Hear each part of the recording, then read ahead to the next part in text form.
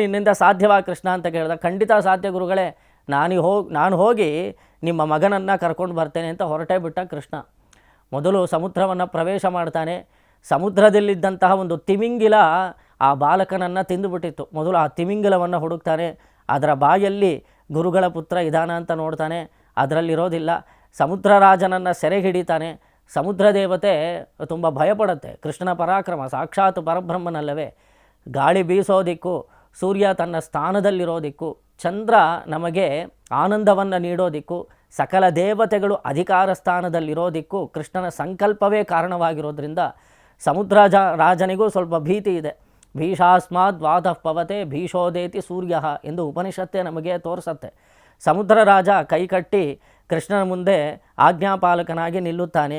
ಕೃಷ್ಣ ಪರಮಾತ್ಮನೇ ಏನು ಆಜ್ಞೆ ಅಂತ ಕೇಳಿದಾಗ, ನಮ್ಮ ಆಚಾರ್ಯನ ಪುತ್ರ ನಿನ್ನಲ್ಲಿ ಕೊಚ್ಚಿ ಹೋದ, ಅವನು ಎಲ್ಲಿದ್ದಾನೆ ಅಂತ ಕೇಳಿದಾಗ, ಅದೋ ಇದಕ್ಕೆ ಅಧೀನ ವರುಣ ತಾನೆ. ಸಮುದ್ರ ರಾಜನಿಗೆ ವರುಣನೇ ನಿಯಾಮಕನಾದ ಕಾರಣ ವರುಣನನ್ನು ನೀನು ಕೇಳಬೇಕು ಅಂತ ಕೇಳ್ತಾ. ಆಗ ಕೃಷ್ಣ ಹೋಗಿ ವರುಣನ ಹತ್ರ ಹೋಗಿ ಕೇಳ್ತಾನೆ, ನನ್ನ ಆಚಾರ್ಯನ ಪುತ್ರ ಇಲ್ಲಿದ್ದಾನೋ, ನಿನ್ನ ನಿಯಂತ್ರಣದಲ್ಲಿದ್ದಾನೋ ಅಂತ ಕೇಳಿದಾಗ, ಖಂಡಿತ ಕೃಷ್ಣ ಇಲ್ಲಿಲ್ಲ, ನಿಮ್ಮ ಆಚಾರ್ಯ ಪುತ್ರನನ್ನು ಯಮಧರ್ಮರಾಜ ಕರ್ಕೊಂಡು ಹೋಗಿದ್ದಾನೆ, ಅವನೇ ಮೃತ್ಯು ದೇವತೆ, ನೀನು ಹೋಗಿ ಅವನ ಹತ್ರ ನಿಮ್ಮ ಆಚಾರ್ಯ ಪುತ್ರನನ್ನು ಕೇಳು ಎಂದು ಕೇಳಿದಾಗ ಸಾಕ್ಷಾತ್ ಕೃಷ್ಣ ಪರಮಾತ್ಮ ಯಮಧರ್ಮರಾಜನ ಬಳಿ ಹೋಗಿ ನಿಲ್ತಾನೆ.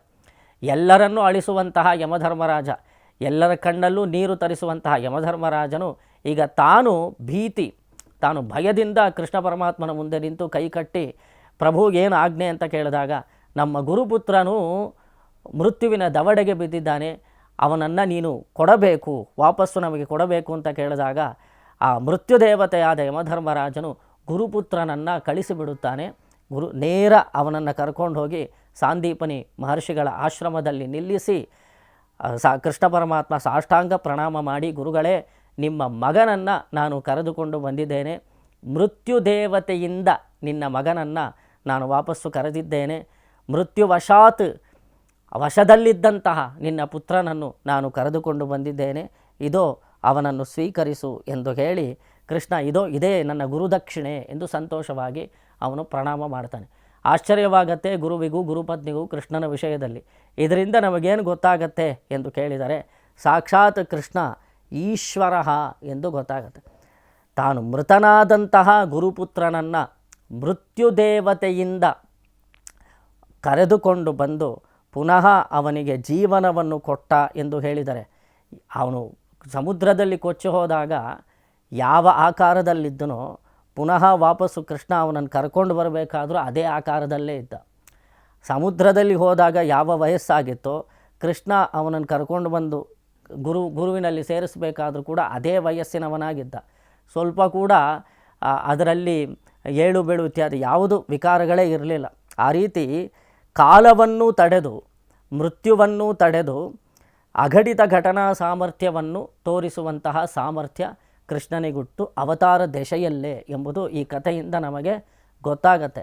ಏಷ ಸರ್ವೇಶ್ವರ ಎಂಬಂತೆ ಏಷ ನಾರಾಯಣ ಶ್ರೀಮಾನ್ ಕ್ಷೀರಾರ್ಣವನಿಕೇತನಃ ನಾಗಪರ್ಯಂಕ ಮುತ್ಸೃಜ್ಯ ಹ್ಯಾಗತೋ ಮಥುರಾಂ ಪುರೀಂ ಎಂದು ಪುರಾಣಗಳು ಹೇಳುವ ಪ್ರಕಾರದಲ್ಲಿ ಇವನು ಸಾಕ್ಷಾತ್ ನಾರಾಯಣ ಸರ್ವವ್ಯಾಪಕನಾದವನು, ವಾಸುದೇವನಾದವನು. ತಾನು ಕ್ಷೀರಾಬ್ಧಿಯಲ್ಲಿ ಶೇಷ ಪರ್ಯಂಕದ ಮೇಲೆ ಲಕ್ಷ್ಮೀ ಸಮೇತನಾಗಿ ಪವಡಿಸಿರುತ್ತಾನೆ. ಸ್ವಲ್ಪ ಹೊತ್ತು ತಾನೇ ಸೃಷ್ಟಿ ಮಾಡಿರುವಂತಹ ಲೀಲಾ ವಿಭೂತಿಯಲ್ಲಿ, ಭಗವಂತನಿಗೆ ನಿತ್ಯ ವಿಭೂತಿ ಲೀಲಾ ವಿಭೂತಿ ಎಂದು ಎರಡು ವಿಧ.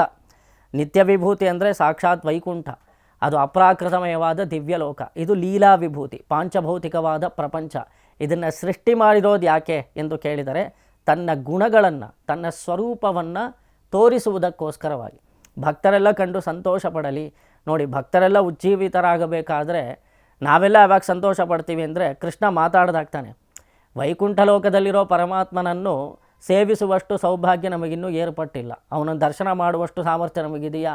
ನಮಗಿರೋ ತಪಸ್ಸಿನಲ್ಲಿ ನಾವು ಏನು ಮಾಡಲಿಕ್ಕೆ ಸಾಧ್ಯ? ತಪಸ್ಸು ಮಾಡೋದಕ್ಕೆ ಸಾಧ್ಯವಾ? ಪೂಜೆ ಮಾಡಲಿಕ್ಕೂ ನಮ್ಮಿಂದ ಸಾಧ್ಯವಾಗದೇ ಇರುವಂತಹ ಪರಿಸ್ಥಿತಿಯಲ್ಲಿ, ಆದರೆ ಕೃಷ್ಣನ ನೋಡಬೇಕು, ಕೃಷ್ಣನೊಟ್ಟಿಗೆ ಮಾತಾಡಬೇಕು ಎಂಬ ಆಸೆ ಪ್ರತಿಯೊಬ್ಬರಲ್ಲೂ ಇರುತ್ತೆ. ಭಕ್ತನಿಗೆ ಅದಿರತ್ತೆ. ಕೃಷ್ಣನ ಅವನ ವಾಣಿಯನ್ನು ಕೇಳಬೇಕು, ಅವನ ಗುಣಗಳನ್ನು ಅನುಭವಿಸಬೇಕು ಎಂಬ ಆಸೆ ಇರುತ್ತೆ.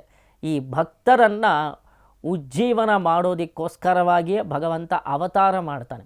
ಇಲ್ಲದೆ ಹೋದರೆ ಸಂಕಲ್ಪ ಮಾತ್ರದಿಂದಲೇ ಎಲ್ಲವೂ ಮಾಡಬಹುದು. ನೋಡಿ, ಭೂಲೋಕದಲ್ಲಿ ಯಾರೋ ಸಂಕಟ ಪಟ್ಟರು, ಒಬ್ಬ ಅಸುರ ಇದ್ದ ಅಂತ ಇಟ್ಕೊಳ್ಳಿ, ಅವನು ಆರ್ಭಟ ನಡೆಸಿ ಶಿಷ್ಟರನ್ನು ಹಿಂಸೆ ಮಾಡ್ತಾ ಇದ್ದ ಅಂತ ಇಟ್ಕೊಳ್ಳಿ. ಶಿಷ್ಟರೆಲ್ಲ ದೇವರನ್ನು ಪ್ರಾರ್ಥನೆ ಮಾಡಿದಾಗ ಸಂಕಲ್ಪ ಮಾತ್ರದಿಂದಲೇ ಆ ದುಷ್ಟರನ್ನು ಸಂಹಾರ ಮಾಡಿ ಬಿಡಬಹುದು. ಆದರೆ ಭೂಲೋಕದಲ್ಲಿ ಒಂದು ರೂಪದಲ್ಲಿ ಅವತಾರ ಮಾಡೋದಕ್ಕೆ ಕಾರಣ ಏನು ಅಂದರೆ ಅದು ಶಿಷ್ಟ ಪರಿಪಾಲನೆಗೋಸ್ಕರ. ಶಿಷ್ಟರೆಲ್ಲ ಬಯಸುತ್ತಾರೆ, ಅದಕ್ಕೋಸ್ಕರ. ಜಿತಂತಾ ಸ್ತೋತ್ರ ಎಂಬುದು ನಮ್ಮ ಪಾಂಚರಾತ್ರ ಗ್ರಂಥಗಳಲ್ಲಿ ಹೇಳಲ್ಪಟ್ಟಿರುವಂಥ ಒಂದು ಅದ್ಭುತವಾದ ಶ್ಲೋಕ.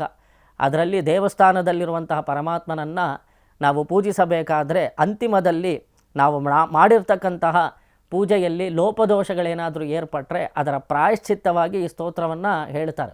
ದೇವಸ್ಥಾನದಲ್ಲಿ ಪೂಜೆ ಮಾಡಬೇಕಾದ್ರೆ ಅದರಲ್ಲಿ ಒಂದು ಶ್ಲೋಕ ಬರುತ್ತೆ, ನತೇ ರೂಪಂ ನಚಾಕಾರೋ ನಾಯುಧಾನಿ ನಚಾಸ್ಪದಂ ತಥಾಪಿ ಪುರುಷಾಕಾರೋ ಭಕ್ತಾನಾಂ ತ್ವಂ ಪ್ರಕಾಶಸೆ. ಭಗವಂತನಿಗೆ ಅನೇಕ ರೂಪಗಳು, ಅನೇಕ ನಾಮಗಳು, ಅನೇಕ ಆಯುಧಗಳು. ಆದರೆ ಅದರಲ್ಲಿ ಯಾವುದಾದ್ರೂ ಒಂದು ರೂಪದಲ್ಲಿ ಪರಮಾತ್ಮ ಲೀಲಾ ವಿಭೂತಿಯಲ್ಲಿ ಅವತಾರ ಮಾಡೋದಕ್ಕೆ ಕಾರಣ ಏನು ಅಂದರೆ ಭಕ್ತಾನಾಂ ತ್ವಂ ಪ್ರಕಾಶಸೆ, ಭಕ್ತನಿಗೋಸ್ಕರ, ಒಬ್ಬ ಭಕ್ತನು ಕಂಡು ಆನಂದ ಪಡಲಿ, ಸಂತೋಷ ಪಡಲಿ ಎಂಬುದಕ್ಕೋಸ್ಕರವಾಗಿ ಅನಂತ ಕಲ್ಯಾಣ ಗುಣಗಳಿಂದ ಕೂಡಿದ ಪರಮಾತ್ಮನು ತನ್ನ ಗುಣಗಳನ್ನು ಯಾವುದಾದ್ರೂ ಒಂದು ರೀತಿಯಲ್ಲಿ ಪ್ರಕಟಪಡಿಸೋದಕ್ಕೋಸ್ಕರವಾಗಿ ಭೂಲೋಕದಲ್ಲಿ ಅವತಾರ ಮಾಡುತ್ತಾನೆ. ಈ ರೀತಿ ಕೃಷ್ಣ ಪರಮಾತ್ಮನು ಈ ಒಂದು ಸನ್ನಿವೇಶದಲ್ಲಿ, ಅಂದರೆ ಈ ಲೀಲೆಯಲ್ಲಿ, ಅಂದರೆ ಸಾಂದೀಪನಿ ಗುರುಗಳ ಪುತ್ರನನ್ನು ಮೃತ್ಯುವಿನ ದವಡೆಯಿಂದ ಕರೆದುಕೊಂಡು ಬಂದು ಅವರಿಗೆ ಒಪ್ಪಿಸುವಂತಹ ಲೀಲೆಯಲ್ಲಿ ಪರಮಾತ್ಮನ ಈಶ್ವರತ್ವವೆಂಬ ಗುಣ ಪ್ರಕಾಶವಾಗತ್ತೆ. ಅವನು ತಾನೇ ನಿಯಾಮಕ, ಮೃತ್ಯುವಿಗೂ ತಾನೇ ಒಡೆಯ, ಯಮಧರ್ಮರಾಜನಿಗೂ ತಾನೇ ನಿಯಾಮಕ, ವರುಣದೇವನಿಗೂ ತಾನೇ ನಿಯಾಮಕ, ಸಮುದ್ರರಾಜನಿಗೂ ತಾನೇ ನಿಯಾಮಕ, ಸಕಲ ಅಂಡಪಿಂಡ ಬ್ರಹ್ಮಾಂಡಗಳಿಗೂ ತಾನೇ ನಿಯಾಮಕ ಎಂಬುದನ್ನು ತೋರಿಸೋದಕ್ಕೋಸ್ಕರವಾಗಿ ತಾನು ನಿಯಾಮಕನಾಗಿರೋದ್ರಿಂದಲೇ ಈಶ್ವರ. ಅದು ಅವತಾರ ದಶೆಯಲ್ಲೇ ಇದೆ ನೋಡಿ. ಅವನು ಕ್ಷೀರಾಬ್ಧಿಯಲ್ಲಿದ್ದು ಎಲ್ಲ ದೇವತೆಗಳ ನಿಯಾಮಕ ಅಂತ ಹೇಳೋದಕ್ಕಿಂತಲೂ ಇಲ್ಲ, ಅವತಾರ ಕಾಲದಲ್ಲೂ ಅವನು ನಿಯಾಮಕನಾಗಿದ್ದಾನೆ. ಅವನು ಕೃಷ್ಣನಾಗಿ ಅವತಾರ ಮಾಡಿದಾಗಲೂ ಸಹ ಅವನು ಬ್ರಹ್ಮರುದ್ರಾದಿ ಇತರ ದೇವತೆಗಳನ್ನು ನಿಯಂತ್ರಿಸಬಲ್ಲ ಎಂಬುದನ್ನು ತೋರಿಸೋದೇ ಈ ಒಂದು ಅದ್ಭುತವಾದ ಲೀಲೆ. ಅಂತಹ ಈಶ್ವರ ಎಂದರೆ ಬ್ರಹ್ಮಾದಿ ಸಕಲ ದೇವತಾ ನಿಯಾಮಕನು ಅವತಾರ ದಶೆಯಲ್ಲಿ. ಕೃಷ್ಣನಾಗಿ ಅವತಾರ ಮಾಡಿದಾಗಲೂ ಅವನು ಬ್ರಹ್ಮರುದ್ರಾದಿ ಇತರ ದೇವತೆಗಳ ನಿಯಾಮಕನಾದವನು. ಆದ್ದರಿಂದಲೇ ಅವನು ಈಶ್ವರನು ಎಂದು ವಿಷ್ಣು ಸಹಸ್ರನಾಮ ಕೊಂಡಾಡುತ್ತೆ. ಶ್ರೀಮತೆ ರಾಮಾನುಜಾಯ ನಮಃ.